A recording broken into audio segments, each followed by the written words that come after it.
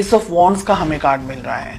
Relationship किस तरीके का है, कुछ नई एक्सपेक्टेशंस यहाँ पर मुझे दिख रही है, कुछ नई शुरुआत हो सकती है, एक तरीके की न्यू बिगनिंग मैं यहाँ पर देख पा रही हूँ, कुछ अच्छा कुछ बेटर यहाँ पर होने के चांसेस हैं।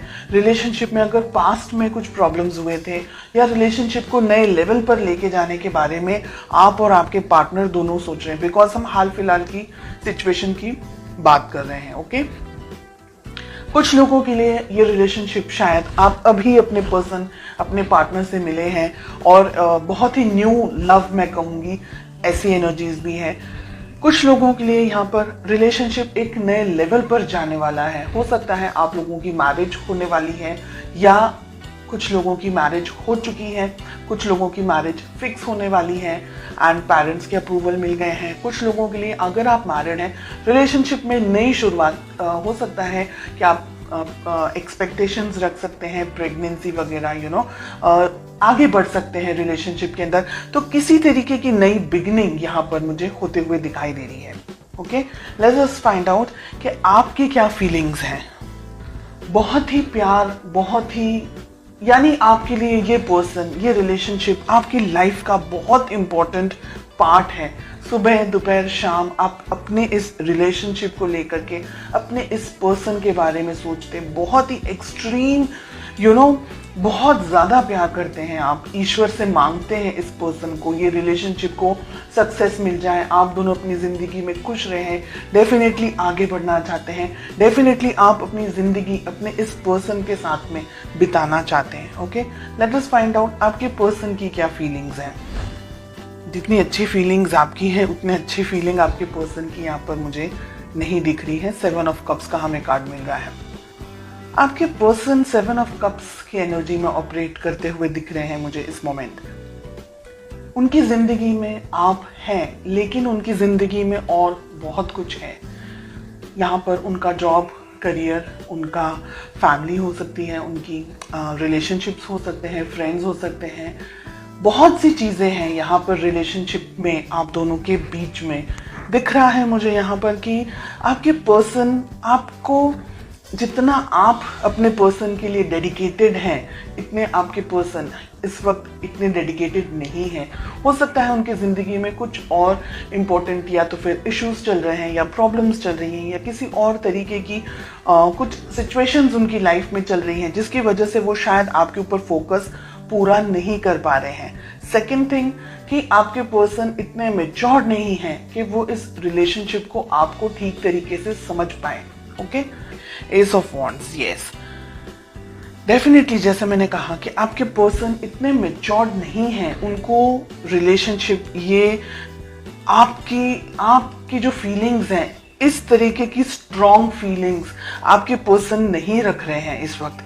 उनके लिए ये रिलेशनशिप एक नॉर्मल रिलेशनशिप है, जैसे हर एक व्यक्ति का होता है अपने पेरेंट्स, अपने सिबलिंग्स के साथ में या अपने फ्रेंड्स के साथ में, या जस्ट कैजुअल रिलेशनशिप अगर हम जिसे कहें।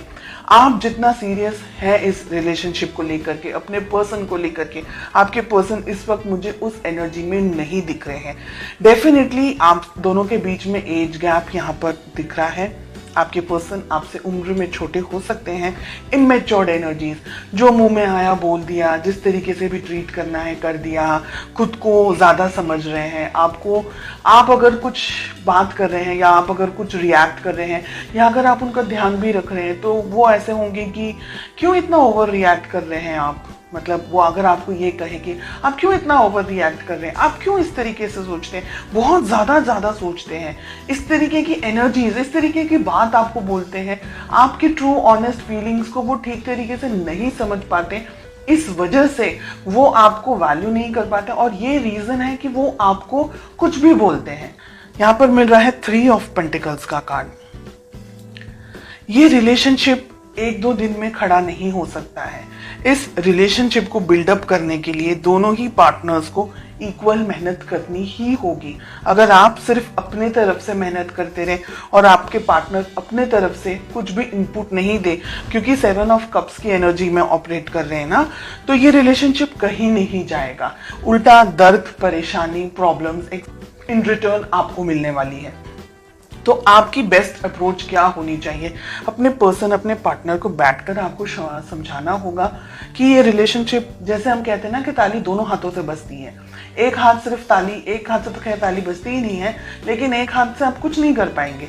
तो रिलेशनशिप दोनों का है। इंडिविजुअली हर एक व्यक्ति को उस रिलेशनशिप को अलग अलग तरीके से मैनेज करना है।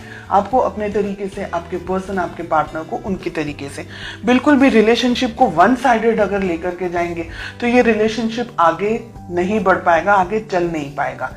ठीक है, आपके पर्सन पेज में ऑपरेट कर रहे हैं, अभी भी इनमें इतनी समझ नहीं है। फ्यूचर के अंदर भी इनको जब तक समझाया नहीं जाएगा, ये व्यक्ति जब तक खुद से इस बात को फील नहीं करेंगे, तब तक ये व्यक्ति ऐसी ही एनर्जीज में ऑपरेट करेंगे और ये अंत शंत तरीके से फिर आपके ऊपर कुछ भी बोलेंगे, आपको, आपकी वैल्यू नहीं करेंगे, आपको इल्ज़ाम लगाएंगे, या आप बहुत ज़्यादा ओवर प्रोटेक्टिव हो गए हैं, बहुत ज़्यादा ओवर कैरिंग हो गए हैं।